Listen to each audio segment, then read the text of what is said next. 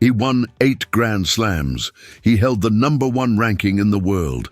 He had the money, the fame, the wife, the legacy, and he hated every second of it. Not the winning, not the applause, not even the work, the tennis itself. He once described it as being beaten with a bag of oranges. You know the method, the one loan sharks in Las Vegas use. They hit you with something soft, something that leaves no bruises. But the damage inside is total. That was tennis for Andre Agassi. A daily beating that destroyed him from the inside out and left no visible marks. The crowd saw a champion. What they couldn't see was a prisoner. But how does a man become the best in the world at something he despises? That answer begins before he could speak. Las Vegas, Nevada, a city built on illusion, on performance, on the worship of spectacle over substance. It was the perfect birthplace for what would come. Emmanuel Mike Agassi had been an Olympic boxer, Iranian, fierce, singular in his obsession. He had competed for Iran in 1948 and 1952, driven by a hunger that no medal could ever satisfy. And when his own athletic story ended, he did what obsessed men do. He transferred it. Before Andre Agassi could walk, Mike Agassi had hung tennis balls from the ceiling of his crib. Not as decoration, not as play, as conditioning. The infant swatted at them with open palms, his hand-eye coordination being wired, quietly, relentlessly, before his brain could form a single memory. The dragon came next. In the backyard of their Las Vegas home, Mike built a ball machine and named it. The dragon loomed above the small boy, firing 2,500 balls every single day. The instruction was simple, brutal. 2 words repeated without mercy: hit harder. Not have fun, not try your best. Hit harder. By the time Andre was a teenager, he had struck approximately 1 million balls per year. The math was deliberate. Mike Agassi believed that volume conquered talent, that repetition could manufacture greatness, and in the purest physical sense, he was right. But Mike had already run this experiment. Andre was not the first. He was not even the second. Rita, his older sister, had been pushed until she learned to lose on purpose, to miss deliberately, over and over, just to be sent off the court. Then another sibling, then another. Each one had cracked under the pressure. Each one had failed the experiment. Andre was the last. The chosen one, not because he was special, because everyone else was gone. At 13, he was shipped to Nick Bollettieri's academy in Florida, the most intense tennis factory on the planet. He left behind the 9th grade, his formal education, and whatever remained of a normal childhood. Bollettieri saw what Mike had built, a teenager with a return of serve so violent, so precise, it seemed to erase the opponent's first shot entirely. He let Andre stay for free. The experiment was producing results. Andre Agassi was becoming something extraordinary. He just didn't want to be. By 1988, he was 16 years old and ranked 3rd in the world. 16, the record for consecutive wins by a teenager in the Open era, his. 6 titles in a single season. The tennis world didn't just notice Andre Agassi, it couldn't look away. But looking away was precisely what Andre needed. The armor he built was spectacular: acid-wash denim, neon colors, bleached hair that erupted from his head in a defiant mane. Or so everyone believed. It was a wig, not a styling choice, not a statement, not even a deliberate provocation. A wig, pinned down by clips and prayers before every match. In the final of Roland Garros in 1990, with the world watching, with millions of eyes fixed on him, Andre Agassi was not thinking about Andres Gomez across the net. He was thinking about the hairpiece on his head. Every lunge, every sprint, every powerful forehand carried a secondary calculation running beneath the conscious one. Would this be the moment it fell? He lost. He barely fought. He had rather surrender a Grand Slam final than be exposed. Image is everything. That was the Nike campaign. That was the slogan printed on billboards, on magazine covers, on the cultural consciousness of an entire era. It was supposed to be irreverent, provocative, a wink from a rebel to a world that took itself too seriously. It was the most honest confession Andre Agassi ever made in public, because for him, image wasn't marketing. It was survival.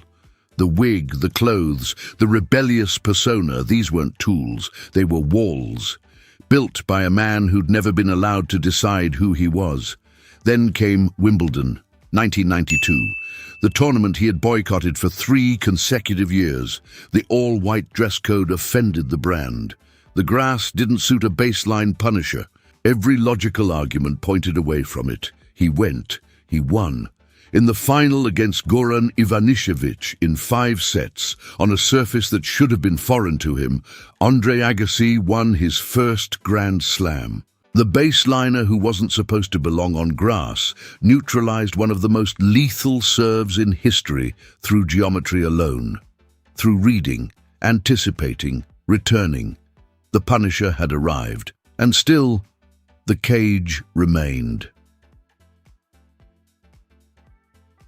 There is a detail from his private life that encapsulates everything.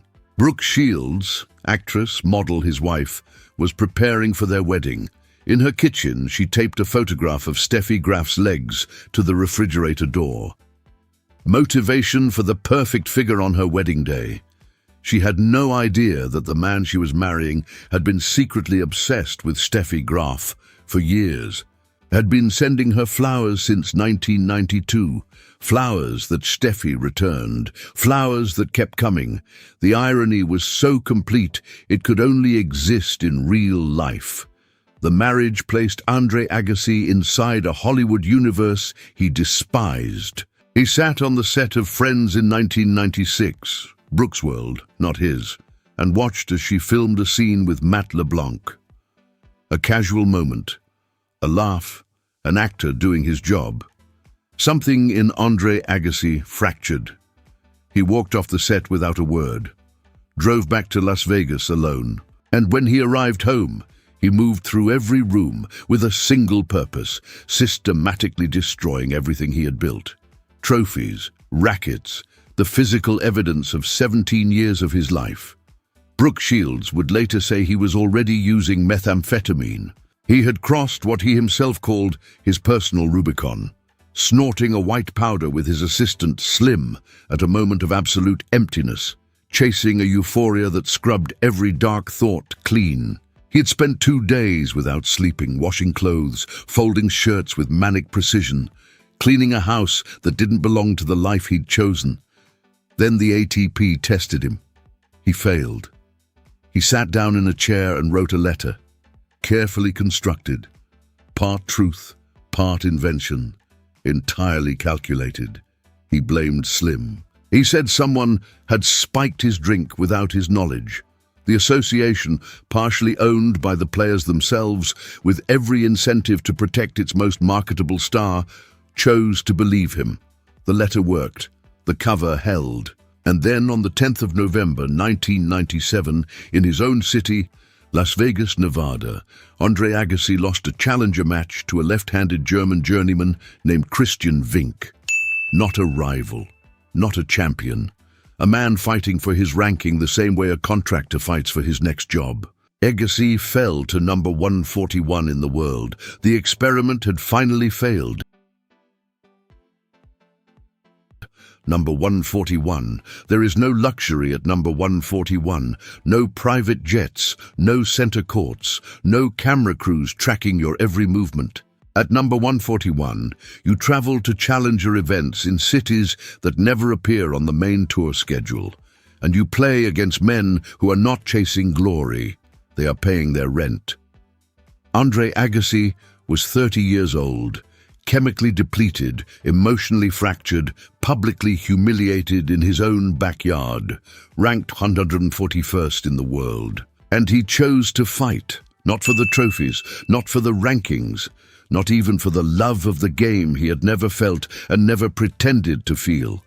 He fought because Gil Reyes made him a promise. Andre, you have dreams, and I have strong shoulders, so climb on my shoulders and reach them. Gil Reyes was not a conventional trainer. He designed equipment by hand, custom machines, engineered for a single body, a single athlete, a single set of physical demands.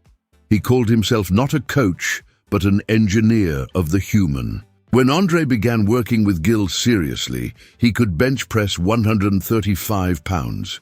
By 2003, at 33 years old, he was pressing 350. Gil was what Mike Agassi had never been: protective, present, listening. And there was Brad Gilbert, his coach, the architect of practical tennis philosophy. Gilbert had no patience for perfectionism. He replaced it with a single instruction.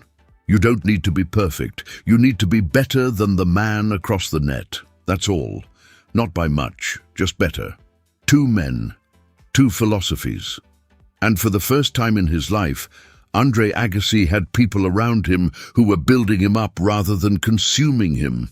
The results rewrote the record books. Roland Garros, June 1999. Andre Agassi walked onto the clay down 2 sets to Andrei Medvedev. The crowd had already begun rehearsing the narrative they'd carry home. The near miss, the what could have been. He had lost 4 Grand Slam finals. The clay was supposed to be his weakest surface. Nothing about this day made sense for a comeback. He won the next 3 sets. With that victory, Andre Agassi became the first man in the Open era to win all 4 Grand Slams on 3 different surfaces: hard court, clay, and grass. Then add the Olympic gold from Atlanta in 1996, then the ATP Finals, the career Super Slam. No man in the history of tennis had ever held it. The experiment pronounced dead at number 141 had produced the most complete player the sport had ever seen. But the body keeps its accounts. Always. Spondylolisthesis. A vertebra slipped from its proper position, compressing the sciatic nerve. The doctors had a clinical name for it. Andre Agassi had a different description. He said waking up in those final years felt like waking up at 96 years old. He would drag himself to the bathroom each morning on pure determination, whispering a private prayer. Please let this be over. And then he would go and compete at a Grand Slam. At the 2006 US Open, his last tournament in professional tennis, he received cortisone injections directly into his spine just to walk to the court. Not to win, not to compete at full capacity, simply to walk. He lost to Benjamin Becker in 4 sets. And then he stood at the baseline, turned to face 60,000 people, and gave the crowd something that professional sport almost never receives from its greatest champions. He told them the truth. He thanked them for lending him their shoulders so that he could reach his dreams. He used Gil Reyes's exact words, deliberately, publicly, turning a private promise into a final testimony. 60,000 people wept. After the last match, after the cameras dimmed and the crowd dispersed, Andre Agassi called his father. He had published his autobiography, Open. It was a detonation. He confessed everything. The wig, the methamphetamine, the lie to the ATP, the hatred of tennis. It was the most brutally honest account any champion had ever written about their own life. No ghostwriter's polish, no managed narrative. Just the truth, laid out with the precision of a man who had spent 30 years living inside a constructed fiction. He called Mike Agassi, hoping for something. Recognition, perhaps. Acknowledgement of what the price had been. What Mike told him was this: if he could do it over, he wouldn't have pushed Andre into tennis at all. Not because of the suffering, not because of the destroyed childhood or the manufactured identity or the years of psychological captivity. Because tennis didn't pay long enough. He should have pushed Andre into baseball or golf. Those sports extend further into a man's 40s, more career years, more revenue, better long-term investment. Those words, spoken by his father, offered as a kind of honesty, closed the loop on everything. The man who had hung a tennis ball above his infant son's crib had never once been thinking about his son. Andre Agassi had known this his entire life, and somehow he still needed to hear it confirmed. In the locker room at the US Open after his final match, every player present stood and applauded as he walked in. Men from different eras, different rivalries, different continents, all standing, all recognizing what they had witnessed across decades of competition, all except one.